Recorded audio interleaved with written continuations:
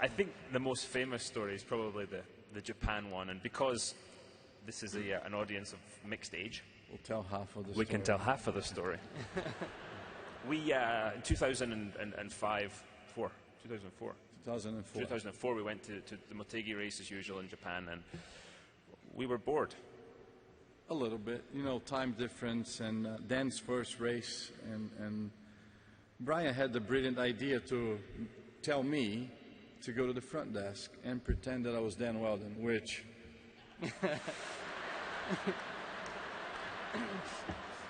But thanks for the language barrier, my poor English, and the Japanese chick that was in the reception, she gave me his room key.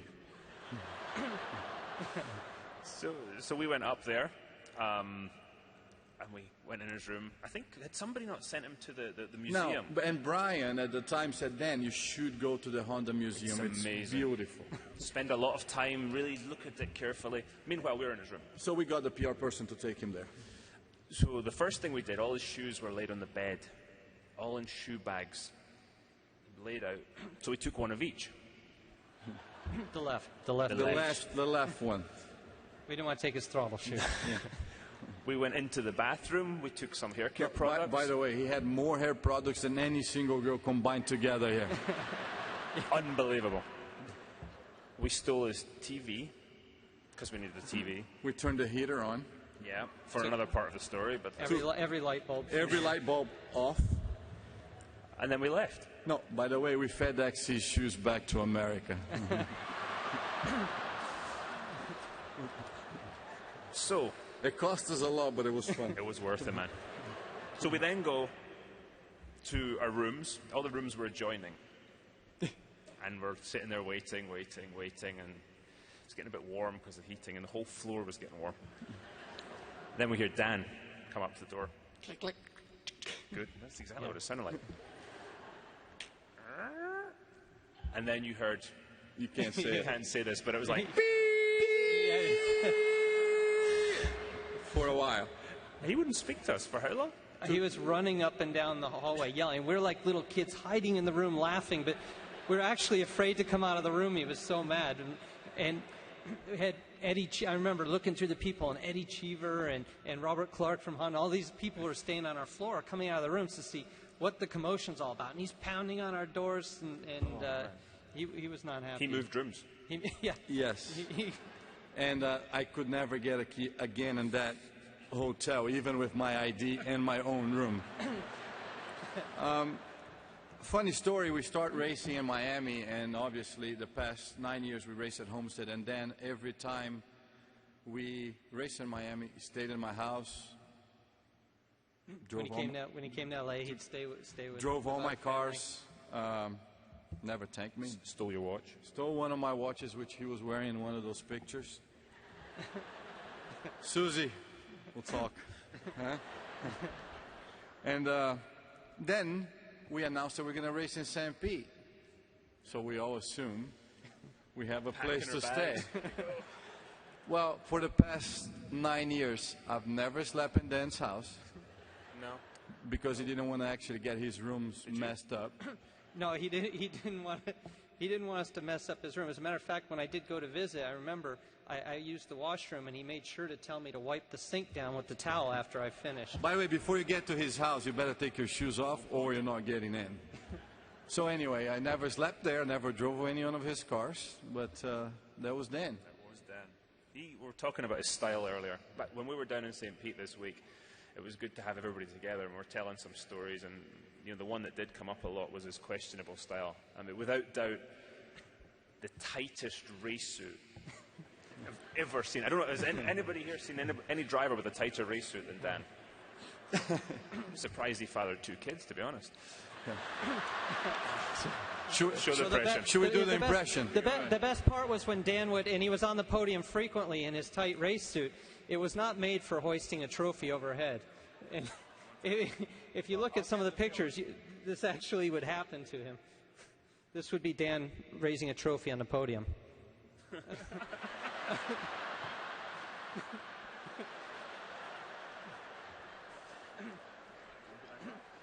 And believe me, we we never missed an opportunity to remind him of that, or his $1 million smile. The guy was trying to make up for an entire country's worth of bad dental work in one mouth.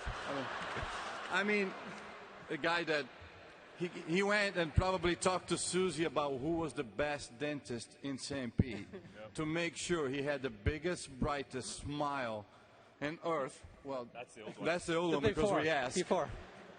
And he did it. He is the only guy. A lot of people have won the Indianapolis 500 more than once, but he is the only guy to be on the Borg Warner Trophy with 2 different sets of teeth. Should we close? Yeah. So as you can tell, we love Dan a lot. We used to play a lot of jokes on him. You don't have to go close. I will. I I speak quietly. But thank you. I can't anyway. We used to think Dan was really, really high maintenance. And then we got Marco as a teammate. So Dan actually wasn't even close. So, M.A., you beat that one big time.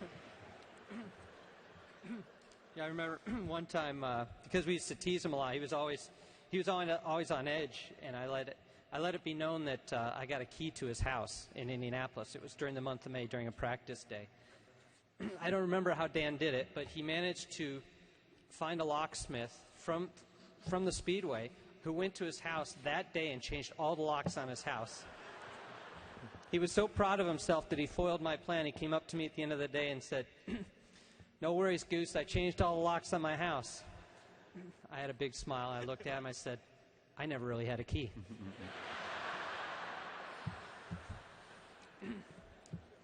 Well, make no mistake, guys. I'm not making fun of my friend. I laughed at him and with him over the years because I love him. And he did the same with me. I love him like a brother. And like all brothers, there were times that we called each other names. We gave each other the finger in the 500 this year. But I explained that not to make him look bad. He was waving and it was too windy and he missed 4 at a time. And we had agreed to disagree. But our friendship was bigger than all of that. And like you guys, I'm grateful for the time we got to spend with him on earth. And although that bit of time is done, our time together, it's not over. We have our memories, we have our feelings, and one day we'll be together again. It's not for that reason that it's for that reason that I'm not saying goodbye to Dan. Not today and not ever.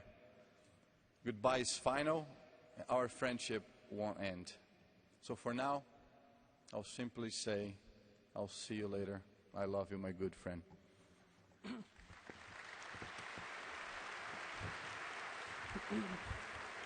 Yeah. Like many others sharing their thoughts today, I was privileged to spend a lot of time with Dan, especially over the last 6 months, from working together at the Indianapolis 500 to also tagging along to some of his media appearances after the race, and then working so much on the development of this 2012 Dallara IndyCar. Those experiences made us even closer, and I'm so grateful for that time together.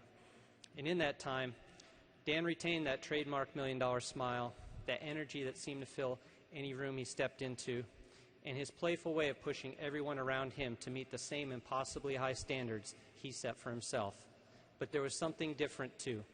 He had blossomed into this incredible person that was so giving of his time and experience, clearly fulfilled and happy in his personal life, often telling stories about his boys and Susie to his friends at the track.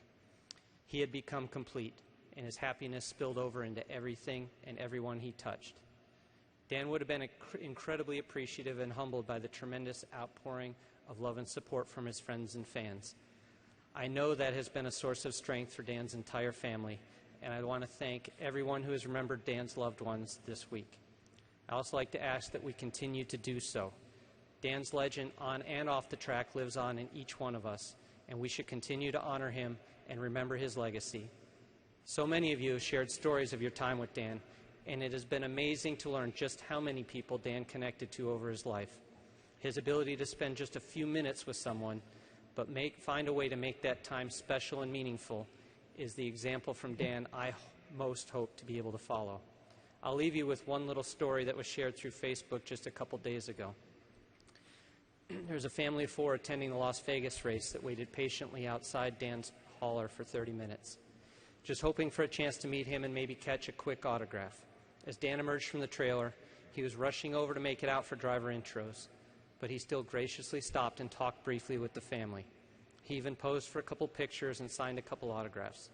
The family was thrilled to meet their hero, and as Dan walked away, he stopped and turned back to the family and said, "Thank you for coming out. I appreciate it." In that moment, Dan made the entire family fans for life, and not for the short time he had left with us, but their entire lives. God bless you, Danny, and thank you. We all appreciate it.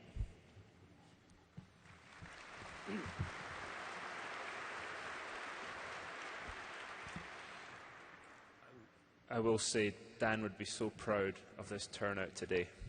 He'd be like, "I told you, bro, I'm big in Indy. I told you." He was big everywhere. It's awesome. At first, Dan was really nice. He was pretty much the little brother we didn't want.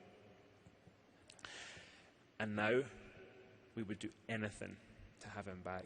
We'll miss you, D-Dub. Thank you.